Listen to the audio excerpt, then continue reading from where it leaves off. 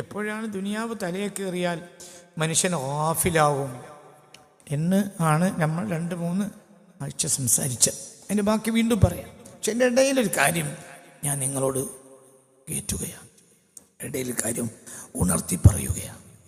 ഒഫലത്ത് എന്ന് പറഞ്ഞാൽ അശ്രദ്ധ. ഒഫലത്ത് എന്ന് പറഞ്ഞാൽ അശ്രദ്ധ, അതൊരു ബോധമില്ലാത്ത ഒരവസ്ഥ.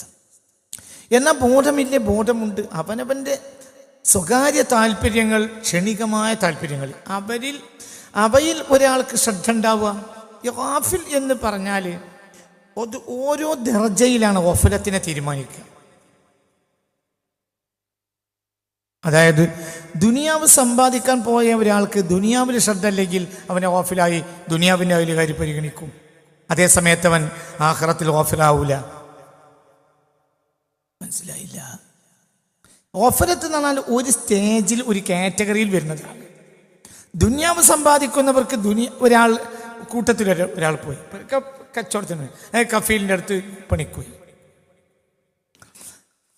അതിൽ 10 ആൾ പണിക്ക് പോയതിൽ ഒരാൾക്ക് പണിയോ കാര്യമോ ഒന്നും അയാൾക്ക് ശ്രദ്ധയില്ല, പണിയെടുക്കും, അത്രയേ ഉള്ളൂ. അതിന്മേ തന്നെ ഒരു കൂടുതൽ അയാൾക്കില്ല. പൈസൻ്റെ ശമ്പളം എന്നാ കിട്ടുക, ഡേറ്റ് അയാൾക്ക് അറിയില്ല, കിട്ടിയ എത്രയും നാട്ടിൽ കണ്ടെന്ന് മറ്റുള്ളവർ നിർബന്ധിച്ചയക്കും, ഒരു ഗഫലത്ത്. അതേ സമയത്ത് നിസ്കാരം, നോമ്പ് പോലത്തെ കാര്യങ്ങളിൽ, പടച്ചോനെ പേടിക്കുന്ന കാര്യങ്ങൾ, ഇത്തരം കാര്യത്തിൽ അയാൾക്ക് ഒരു ശ്രദ്ധകേടുമില്ല. അപ്പൊ ദുനിയാവിന്റെ അഹലുകാരി ഇയാളെ ഗാഫിലാണെന്ന് മനസ്സിലാണ് ഗഫലത്ത് തീരുമാനിക്കുക. അപ്പൊ നിങ്ങൾ വിദ്യാർത്ഥികളാണ്. ഈ വിദ്യാർത്ഥികളായ നിങ്ങൾ എല്ലാം ഫാനും കൂടി ഇടണ്ട കേട്ടോ, ആളുകൾക്ക് തണുപ്പാണ്. ശ്രദ്ധിക്കണേ. ഒരു ഫാൻ ഇട്ടാൽ മതി. ഓക്കെ, 2 സ്ഥലത്ത് 2 ഫാൻ ഇട്ടാൽ മതി. ഇങ്ങോട്ട് നോക്ക്. അതായത് ഇപ്പം നിങ്ങൾ വിദ്യാർത്ഥികളാണ്. ഈ വിദ്യാർത്ഥികളായ സമയത്ത് നിങ്ങൾ, ഒരു മനുഷ്യനെ സംബന്ധിച്ചിടത്തോളം നാളെ നമ്മൾ മരിക്കും എന്ന വിചാരത്തിലാണ് ഇന്ന് നമ്മൾ അമൽ ചെയ്യേണ്ടത്. അന്നക്കത്തെ മൂത്തോതൻ ഒരു അമൽ ചെയ്യുമ്പോൾ നമ്മൾ വിചാരിക്കേണ്ടത് നാളെ എൻ്റെ മയ്യത്തെടുക്കുന്നതാണ്. ഇതിൻ്റെ ലാസ്റ്റ് സുബ്ഹാനി എന്ന് വിചാരിച്ച് ഇന്ന് നമ്മൾ സുബ്ഹാൻ നിസ്കരിച്ചിരുന്നെങ്കിൽ നമ്മൾ വലിയ ശ്രദ്ധയിലായിരിക്കും. ആ ശ്രദ്ധ ഇല്ലാത്തതുകൊണ്ടാണ് അവിടെ ഗഫലത്ത് വന്നത്. ഇന്നലെ നമ്മൾ തഹജ്ജുദ് നിസ്കരിച്ചിട്ടുണ്ടെങ്കിൽ അല്ലാഹു തആല അത് ഒക്കെ നമുക്ക് തൗഫീഖ് തരട്ടെ. അതേ സമയത്ത് ഇതിൻ്റെ ലാസ്റ്റ് തഹജ്ജുദാണ് എന്ന ശ്രദ്ധ ഉണ്ടെങ്കിൽ, എന്നൊരു ബോധമുണ്ടെങ്കിൽ ഒരിക്കലും നമ്മളിൽ അശ്രദ്ധ വരില്ല. ഇപ്പം നിങ്ങൾ വിദ്യാർത്ഥികളെ സംബന്ധിച്ചിടത്തോളം ഇങ്ങനത്തെ ഒരു കാര്യം നിങ്ങൾക്ക് വേണ്ടതില്ല. എന്തുകൊണ്ട്? നിങ്ങൾ നാളെ മരിക്കും എന്ന് ചിന്തിച്ചാൽ നിങ്ങൾ ഇന്നത്തെ പഠനം ബാക്കിലേക്ക് പോകും. ഒരു കൃഷി ചെയ്യുന്നവൻ എൻ്റെ ഇതൊക്കെ കായാകുന്നവരെ ഞാൻ ജീവിക്കും എന്നും പ്രതീക്ഷിക്കണം. ഒരു അമൽ ചെയ്യുന്ന സമയത്ത് നാളെ ഞാൻ മരിക്കും എന്ന് ചിന്തിക്കണം. ഓരോന്നിനും അതിൻ്റെ ഒരു കാറ്റഗറി ഉണ്ട്, ഓരോന്നിനും അതിൻ്റെ ഒരു സ്റ്റേജ് ഉണ്ട്. കച്ചവടത്തിൽ ഏൽപ്പിക്കപ്പെട്ട ഒരാൾ കച്ചവടത്തിൽ ശ്രദ്ധ ഇല്ലാതിരിക്കൽ ഗാഫിലാണ്. കച്ചവടം എന്ന് പറഞ്ഞ വെച്ചോ പള്ളിൻ്റെ കമ്മിറ്റിനൊപ്പം പോയി, അത് ഗഫലത്താണ്. പെണ്ണ് കെട്ടി പെരയിൽ കൊണ്ടുവന്ന് നിൽക്കാൻ കഴിഞ്ഞ് പെരയിൽ കൊണ്ടുവനാക്കിയിട്ട് പിന്നെ പോയി, പിന്നെ 2 ആഴ്ച കൊണ്ടു കണ്ടതിനല്ല, ഗഫലാണ്. ഓരോ കാറ്റഗറിയിലാണ് നമ്മളെ ഗഫലത്തിനെ തീരുമാനിക്കുക. മനുഷ്യന്റെ ഗഫലത്ത് അങ്ങനെയാണ്. ഇവിടെ നമ്മൾ ഈ പറയുന്ന വിഷയം എന്ന് പറഞ്ഞാൽ റബ്ബുമായി ഏതൊക്കെ അവസ്ഥയിൽ നമ്മൾ നിലകൊണ്ടാലും റബ്ബിനോടുള്ളൊരു ബന്ധത്തിൽ നമുക്ക് ഗഫലത്ത് ഉണ്ടാകാൻ പാടില്ല. ഏത് റേഞ്ചിൽ നിന്നാണ് ഒരിക്കലും റബ്ബുമായൊരു ബന്ധത്തിൽ ഒരു ശ്രദ്ധകേട് റബ്ബുമായുള്ള ബന്ധത്തിൽ ഉണ്ടാകാനേ പാടില്ല.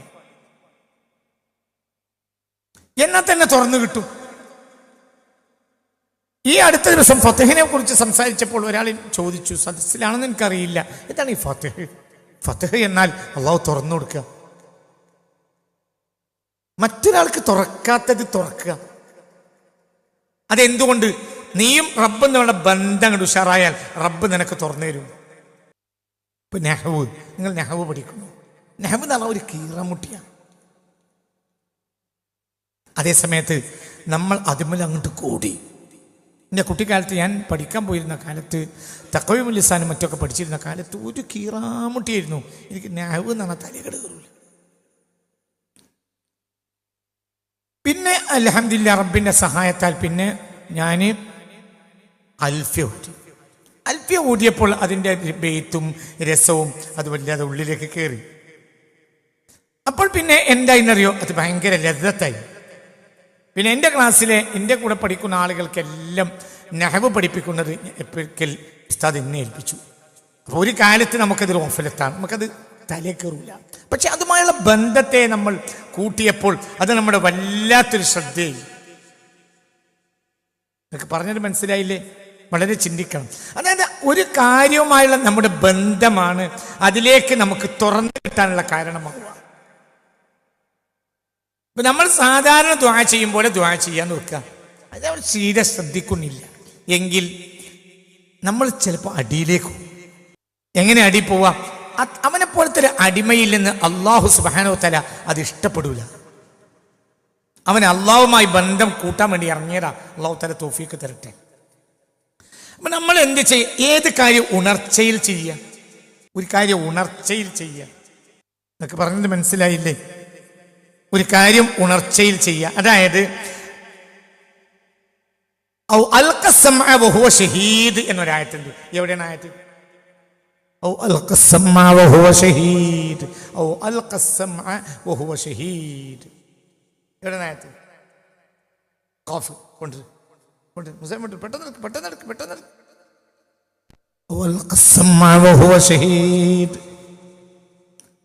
അവൻ ശ്രവണപുടത്തെ ഇട്ടുകൊടുത്തു. വഹുവ ഷഹീദ്, അവൻ സന്നിഹിതനായ നിലയിൽ. അവൻ നന്മയിലേക്ക് ശ്രവണപുടത്തെ, ഇങ്ങോട്ട് നോക്കേ, ഇങ്ങോട്ട് നോക്കി, എന്റെ പുറത്തേക്ക് നോക്ക്. അവൻ ശ്രവണപുടത്തെ ഇട്ടുകൊടുത്തു. വഹുവ ഷഹീദ്, അവൻ ഹാജറുള്ള നിലയിൽ. ഇന്ന ഫീ ദാലിക ലദിക്റാ ലിമൻ കാന ലഹു ഖൽബ് ഔ അൽഖ സമഅ വഹുവ ഷഹീദ്. ഇന്ന ഫീ ദാലിക ലദിക്റാ, ഇന്ന ഫീ ദാലിക ലദിക്റാ ലിമൻ കാന ലഹു ഖൽബ് ഔ അൽഖ സമഅ വഹുവ ഷഹീദ്. ഇന്ന ഫീ ദാലിക, ഈ പറഞ്ഞതിലുണ്ട്, ലദിക്റ, അല്ലെങ്കിൽ ഈ വചനങ്ങളിലുണ്ട്, അല്ലെങ്കിൽ ഈ ഖുർആനിലുണ്ട്, ലദിക്റ, പാഠമുണ്ട്. ലിമൻ കാന ലഹു ഖൽബുൻ, ഹൃദയമുള്ളവൻ. ഹൃദയം എല്ലാവർക്കും ഇല്ലേ? ഹൃദയം എല്ലാവർക്കും ഇല്ലേ? ഉണ്ടോ ഇല്ലേ? ഹൃദയം എല്ലാവർക്കും ഉണ്ടോ ഇല്ലേ? ഹൃദയം ഉണ്ടോ ഇല്ലേ?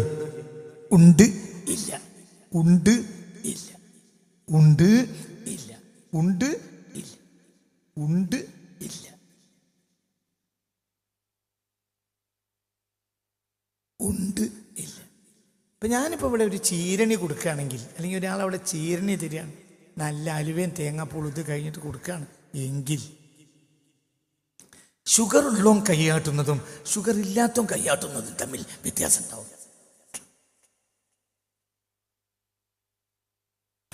മനസ്സിലായില്ല? നല്ല 1-ാം നമ്പർ അലുവ,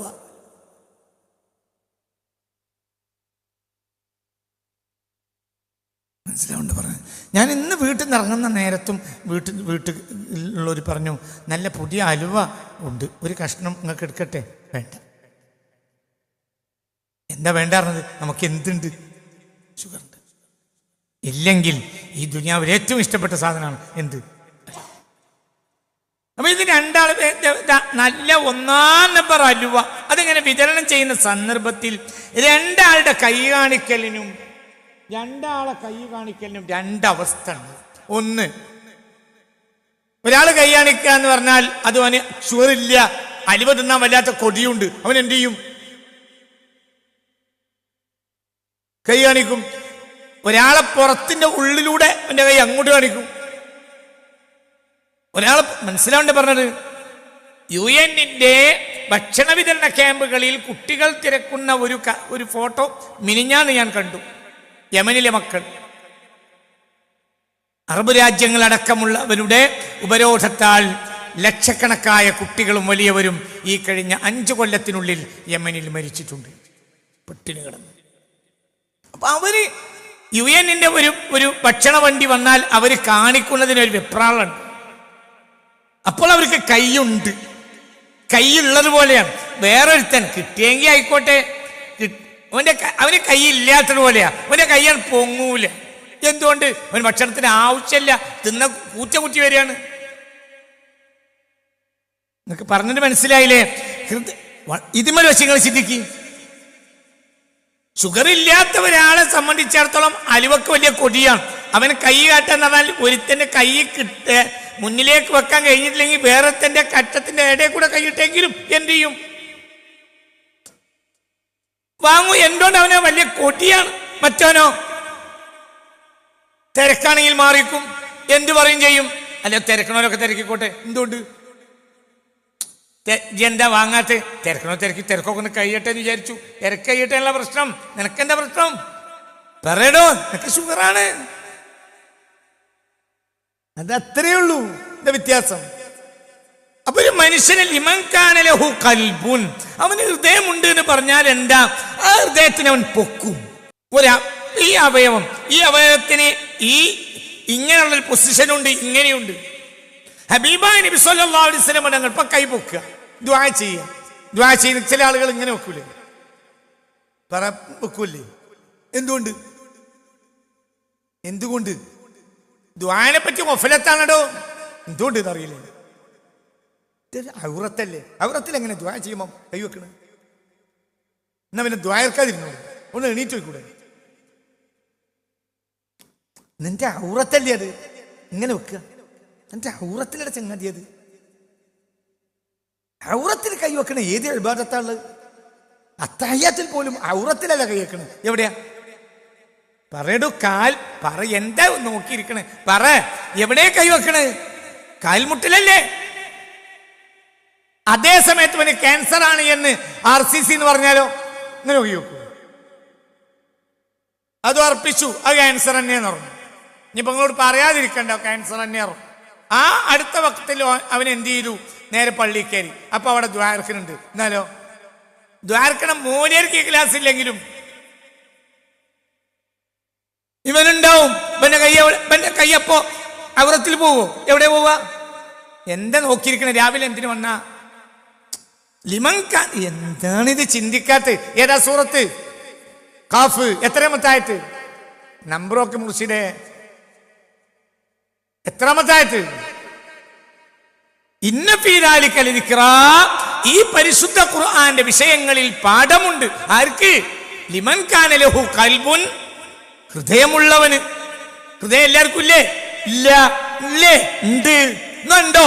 ഇല്ല. ഹൃദയം ഉള്ളവനെ ഹൃദയം അവൻ പൊക്കും. ഹൃദയം സ്വയം തിരിയും. ആരിലേക്ക്? അല്ലാഹുവിലേക്ക്. അപ്പൊ അവന്റെ അവയവങ്ങളൊക്കെ തിരിയും. എത്ര പറ, നമ്പർ പറ. 37. കാഫ് സൂറത്ത് 37. സൂറത്ത് കാഫ് 37. കാഫ് സൂറത്ത് റസൂലുള്ളാഹി സ്വല്ലല്ലാഹു അലൈഹി വസല്ലം തങ്ങൾ നിസ്കാരത്തിലോടുന്നത് കേട്ടിട്ട് ഞാൻ കാണാതെ പഠിച്ചിട്ടുണ്ട് എന്ന് പറഞ്ഞ എത്രയോ സ്വഹാബികളുണ്ട്. ദായിമായി ഹബീബായ റസൂലുള്ളാഹി സ്വല്ലല്ലാഹു അലൈഹി വസല്ലം തങ്ങൾ നിസ്കാരത്തിലോതിയിരുന്ന സൂറത്തായിരുന്നു ഏത്? സൂറത്ത് ഖാഫ്. കാണാൻ പഠിക്കാൻ കഴിഞ്ഞവർക്കൊക്കെ കാണാൻ പഠിച്ചാൽ വലിയ സൂറത്താ.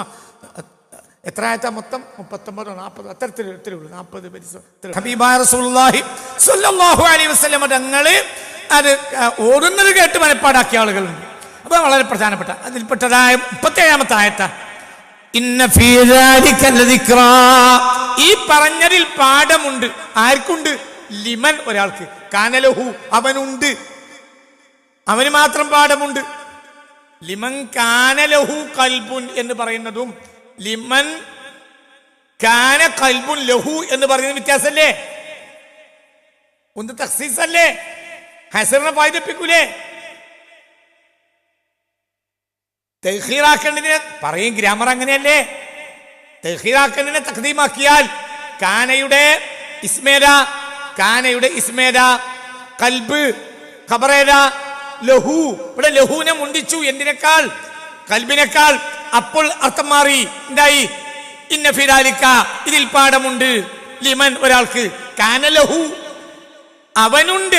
കൽബുണ്ട്. അപ്പൊ എന്തായി അർത്ഥം? ഇന്ന ഫീ ദാലിക, ഈ പറഞ്ഞ വിഷയത്തിൽ ഉണ്ട്.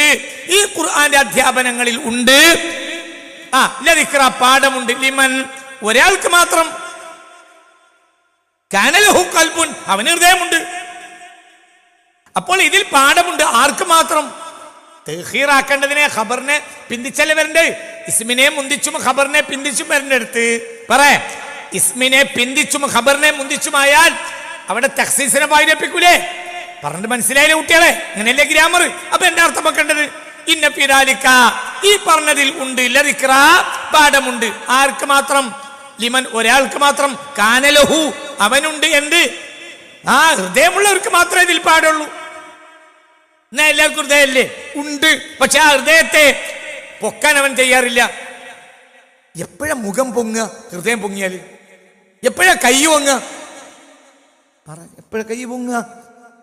എന്തുകൊണ്ട്? ക്യാൻസർ ആണെന്ന് അറിഞ്ഞുകൊണ്ട് തന്നെ കൈ പൊങ്ങിയ എന്തുകൊണ്ട്? പറയടൂ. വ്യാഴാഴ്ച സ്വലാത്ത് നടക്കാത്ത ഒരു പള്ളി ഉണ്ടാവില്ല, ഒരു മദ്രസ ഉണ്ടാവില്ല. ഏകദേശമൊക്കെ മനസ്സിലായോ? സുന്യാളമായാലൊക്കെ ഉണ്ടാവും. തൊട്ടടുത്ത പള്ളിൻ്റെ അപ്പുറത്തെ പെരക്കാരൻ 10 കൊല്ലം 15 കൊല്ലം ആയി അവിടെ വ്യാഴാഴ്ച വെള്ളിയാഴ്ച രാവിലെ സ്വലാത്ത് നടക്കുന്നു. ഒരു സ്വലാത്തിൽ പങ്കെടുക്കാത്തവൻ. അവനും ഭാര്യയും കൂടെ ചെക്കപ്പിന് പോയി തിരുവനന്തപുരത്തേക്ക്. വ്യാഴാഴ്ച ഉച്ചയായപ്പോഴത്തേന് വിവരം കിട്ടി. എന്ത്? ക്യാൻസറാണ്. അള്ളാഹു തആല കാത്ത് രക്ഷിക്കട്ടെ. അള്ളാഹു ആ രോഗത്തെ തൊട്ടും അതുപോലത്തെ രോഗങ്ങളെ തൊട്ടും അള്ളാഹു നമ്മളെ കാത്ത് രക്ഷിക്കട്ടെ. പോയി 2 ആൾ പിന്നെ മുണ്ടാട്ടൊന്നും ഉണ്ടാവില്ല. മനുഷ്യന്മാർക്ക് പെട്ടെന്ന് അവിടെ അടഞ്ഞു പോകും. ഇല്ല കുഴപ്പമൊന്നുമില്ല എന്ന് വേണമെങ്കിൽ ഇവിടുന്ന് ഏതെങ്കിലും ഒരു വൈദ്യര് പറഞ്ഞിട്ടുണ്ടാവും. അപ്പോൾ പ്രതീക്ഷയോടുകൂടെ പോയതാണ്. പക്ഷെ പ്രതീക്ഷ അട്ടിമറിഞ്ഞു. ക്യാൻസറാന്ന് ഉറപ്പിച്ചു. അള്ളാഹു തആല കാത്ത് രക്ഷിക്കട്ടെ. ഒഴിഞ്ഞു. 4 മണിക്ക് വൈകുന്നേരമുള്ള 4 മണി 6 മണി മലബാർ മറ്റത് തിരിച്ചു വരാനുള്ള വണ്ടിക്ക് ഇങ്ങനെ കയറാൻ വേണ്ടി നിൽക്കുന്ന സമയത്ത് മഗ്‌രിബിന് മാങ്ങ കൊടുക്കാൻ മിനിറ്റുകളെ ബാക്കിയുള്ളൂ. അപ്പോൾ അയാൾ മൂപ്പത്തിയരോട് ചോദിക്കും, പെണ്ണുങ്ങളോട്, ഇന്നല്ലേ ഇപ്പം നമ്മളെ സലാത്തിൻ്റെ ദിവസം? ആ എന്നാ മൂല്യർക്കൊന്ന് വിളിച്ചു പറഞ്ഞാൽ, അല്ലെങ്കിൽ ആ ഫോണൊന്നും വേണ്ട, ഞാൻ മൂല്യർക്ക് പറയാം, എനിക്കിങ്ങനെ സോക്കേടാണ്, ഞാൻ വന്നിട്ട് വേണ്ട മാതിരി ചെയ്യാം, നിങ്ങൾ പൈസ എന്തെങ്കിലും വാങ്ങിയിട്ട് അല്ലെങ്കിൽ അപ്പുറത്ത് പീടിയിൽ നിന്ന് നിങ്ങൾക്ക് വേണ്ട ചീരന് വാങ്ങിയിട്ട് കൊടുത്താൽ ഇന്നത്തെ ഇതിൽ എൻ്റെ ക്യാൻസർ മാറാൻ വേണ്ടി ദ്വാരക്കണം. പറയുമല്ലേ? എന്തുകൊണ്ട്? ഇവിടുന്ന് പോകുകയാണെന്ന് മനസ്സിലായി. നീ പോകാതെക്കാൻ എന്താ വൈകി? അല്ലേ പറയും കുട്ടികളെ, തെറ്റല്ല, ഇതൊന്നും തെറ്റല്ല. അപ്പോഴെങ്കിലും ദ്വാരക്കാൻ തോന്നിയത് പോലെ നന്മയാണ്, കുറ്റല്ല, നന്മയാണ് ഈ പറഞ്ഞത്. പക്ഷെ എന്തുകൊണ്ട് ഇവിടെ 10 11 കൊല്ലം സ്വലാത്ത് നടന്നിട്ട് അപ്പൊരയിൽ ഇരുന്നിട്ട് ഈ മനുഷ്യന്മാരെ ശബ്ദം കൊണ്ട് ഇവിടെ ഒരു സ്വൈരം കിട്ടുന്നില്ലല്ലോ എന്ന് പറഞ്ഞവനാണ് പിന്നെ എന്ത് ചെയ്യണത്? പിന്നെ എല്ലാ സ്വലാത്തിനും പങ്കെടുക്കുകയും ചെയ്യും. ഏതുവരെ പങ്കെടുക്കും? കഴിഞ്ഞിട്ടോ? ഇനിയൊന്നുമില്ല, ഞങ്ങളൊക്കെ അവസാനത്തെ പരിശോധന കഴിഞ്ഞു, പിറ്റത്തെ ആഴ്ച പങ്കെടുക്കാൻ ബുദ്ധിമുട്ടുണ്ടാവും. നിങ്ങൾക്ക് ക്യാൻസർ ഉണ്ടാവില്ല, ആ രൂപത്തിലാക്കിയിട്ടുണ്ട് നിങ്ങളെ കാര്യങ്ങളൊക്കെ. നിങ്ങൾക്ക് വേറെ വല്ലതും ഉണ്ടാവും, ക്യാൻസർ നിങ്ങൾക്ക് ഉണ്ടാവില്ല കേട്ടാന്ന് ഡോക്ടർ പറഞ്ഞതോടുകൂടെ എന്തായി? രക്ഷപ്പെട്ടു. പിന്നെ അടുത്ത ആഴ്ച പങ്കെടുത്തോളണം എന്നില്ല. ഒരു മനുഷ്യന് ഒക്കെ നിങ്ങൾ ഇങ്ങോട്ട് നോക്ക്, ഇത് തെറ്റല്ല. പക്ഷെ ഇത് മൂമിനായ മനുഷ്യനെ അള്ളാഹുവിൻ്റെ ലിഖാ, അള്ളാഹിനെ അഭിമുഖീകരിക്കണമെന്ന് ചിന്ത ഉള്ളവന് ഈ ക്യാൻസറിൻ്റെ പേടി ഇപ്പം തന്നെ ഉണ്ടാവും. അത് ക്യാൻസർ അല്ല, അതിനേക്കാൾ വലിയ പ്രശ്നമാണ്. ആരെ കാണണം? അള്ളാഹിനെ കാണണം. ഇന്ന ഫീ ദാലിക്, ഈ പറഞ്ഞതിലുണ്ട് ലദിക്റ, പാഠമുണ്ട്. ആർക്ക്? ലിമൻ കാന ലഹു ഖൽബുൻ, ഹൃദയമുള്ള ആൾക്ക്. ഇവിടെ ആരെന്നോട് പറയും ഞാൻ അങ്ങനെ ഒരു പ്രശ്നമുണ്ട് ഉസ്താദെ, എന്താ ചെയ്യേണ്ടത്? അപ്പോൾ ഞാൻ അവരോട് ഒരു വെള്ളിയാഴ്ച രാവിലെ 7 മണിക്ക് വരി. ക്ലാസ് കഴിഞ്ഞ് വരുന്നവരോട് എനിക്കിഷ്ടമില്ല, പറഞ്ഞുതരാം. ക്ലാസ്സിൻ്റെ നേരത്തെ പുറത്ത് വന്ന് കുത്തിരുന്ന് പല്ലിൽ കുത്തി അല്ലെങ്കിൽ വീടി വലിച്ച് അല്ലെങ്കിൽ ഏറോ വർത്താനം പറഞ്ഞ് ഫോണും ചെയ്ത് പിന്നെ ഒന്നെന്നെ കാണുന്ന ആളുകളോട് കൊസറല്ലാത്തൊന്നും ഞാൻ ഇതുവരെയോട്ട് പറഞ്ഞിട്ടുമില്ല. എനിക്കത് ഇഷ്ടമല്ല. എന്തുകൊണ്ട്? ഇവിടെ ആലാവുദ്ദീൻ്റെ അത്ഭുത വിളക്കുണ്ടായിട്ടല്ല ഇതിന് വരാൻ പറയുന്നത്. നമ്മളെ കൽബ് തുറക്കണം. ഇതൊന്നും ഒരു ചുക്കുമല്ല, നമുക്ക് മനസ്സിലാകണം. നമ്മൾ കാരിലേക്ക് പോകണം. അല്ലാ, പിന്നെന്താ പ്രശ്നം? പിന്നെ മരിച്ചു, ക്യാൻസർ ഉണ്ടായി, മരണം എന്ന് ഖലീൽ ജിബ്രാൻ്റെ ഒരു കഥയുണ്ട്, ഒരു ചെറുകഥ.